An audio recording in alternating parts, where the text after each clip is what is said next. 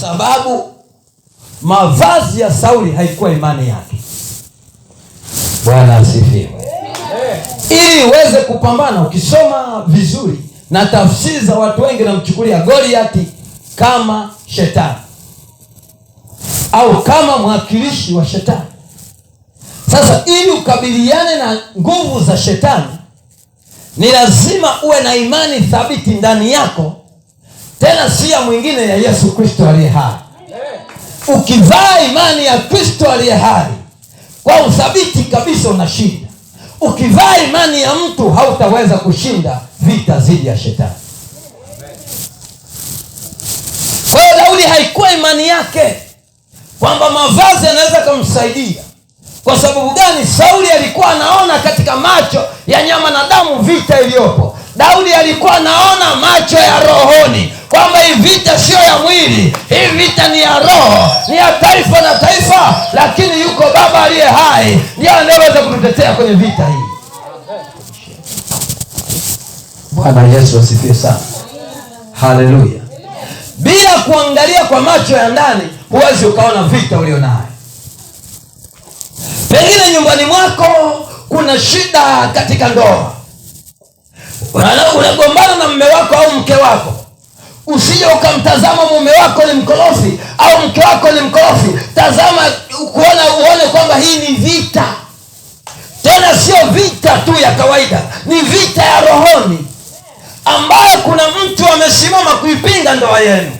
Na kama umesimama kuipinga ndoa yenu, inapaswa iweje? Uchukue hatua katika jina la Yesu Kristo wa Nazareti, ili upate kushinda.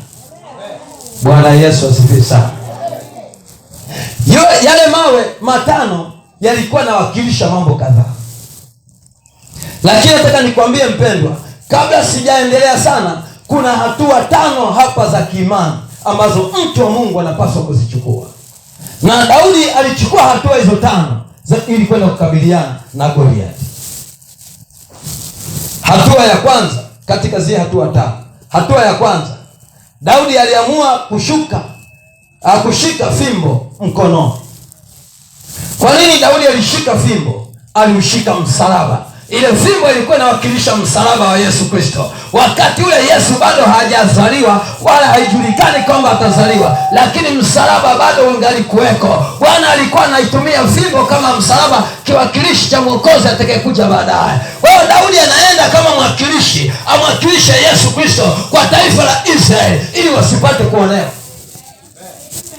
Haleluya. Hatua ya pili, kujichagulia. Anasema akajichagulia mawe laini 5 katika kijito cha maji. Kwa hiyo hatua ya pili mtu anayopaswa kuchukua ni uchaguzi. Uchaguzi wa silaha yake. Na silaha hiyo ni nini? Ni hatua 5 za kiimani. Bwana Yesu asifiwe. Narudia, ili uweze kwenda kukabiliana na adui, lazima uchukue hatua za uchaguzi, hatua sahihi za kuchagua. Na uchague nini? Hatua 5 za kiimani. Uchukue hatua 5 za kiimani, kwamba mimi nakwenda kuvaana na yule mtu, lazima imani yangu iwe thabiti. Ndio maana akashuka akachukua mawe laini tena 5. Kwa nini Daudi? Ngoja nataka nikuulize, kwa nini Daudi asichukue mawe ya mlimani, akachukue mawe laini mtoni?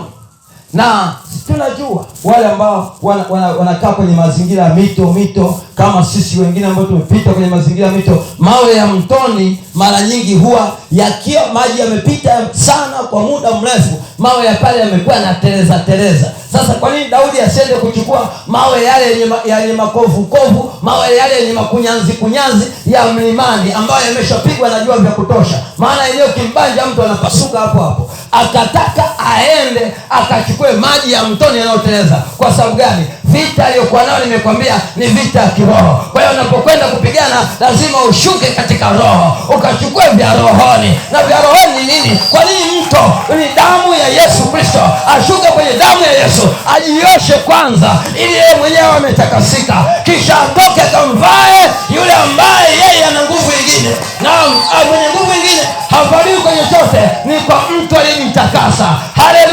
Haleluya. Watu wengi wanaingia kwenye mashambulizi ya kivita vya kiroho, lakini hali wakiwa hawajavaa nguvu za Roho Mtakatifu. Lazima Bwana aingie ndani yake ili aweze kufanya kazi, na yeye ajikoshe kwenye kisima cha damu ya Yesu Kristo aliye hai. Kwa hiyo kile kijito kilikuwa kinamwakilisha Yesu kwamba ataimwaga damu yake kwa ajili ya ukombozi wa wengine. Haleluya, haleluya. Jambo la tatu, akayatia katika mkoba wake. Ukisoma vizuri, tafsiri ya mkoba ni chombo cha kuhifadhia. Sasa yeye anasema akayatia katika mkoba wake, na mimi nimekwambia ni jambo la kiimani aliyolichukua, wala halikuwa jiwe la kawaida. Alitia wapi? Alitia ndani ya moyo wake. Mkoba ni moyo wako. Lazima moyo wako utiwe hatua 5 za kiimani. Uhifadhi vitu vya kiimani, usihifadhi vitu visivyo vya kiimani. Hifadhi vya kiimani. Imani gani? Ya Yesu Kristo aliye hai. Umwamini Yesu na akae ndani yako. Ukimwamini Yesu na akiwa amekaa ndani yako, unakwenda kufanikiwa. Bwana Yesu asifiwe sana. Hawezi kufanikiwa wala kufanikishwa kama wewe hujamhifadhi Yesu ndani ya mkoba wako. Haleluya, haleluya. Jambo la nne, na kombeo lake mkononi. Akashika kombeo lake mkononi, akashika silaha. Kombeo ni Roho wa Bwana, Roho Mtakatifu. Amen. Roho Mtakatifu anakuja juu ya mtu ili kumsaidia katika vita. Anakuja juu yako. Ukiyasoma maandiko, anasema atawajilia juu yenu huyo Roho Mtakatifu. Kwa hiyo lazima unapoondoka sasa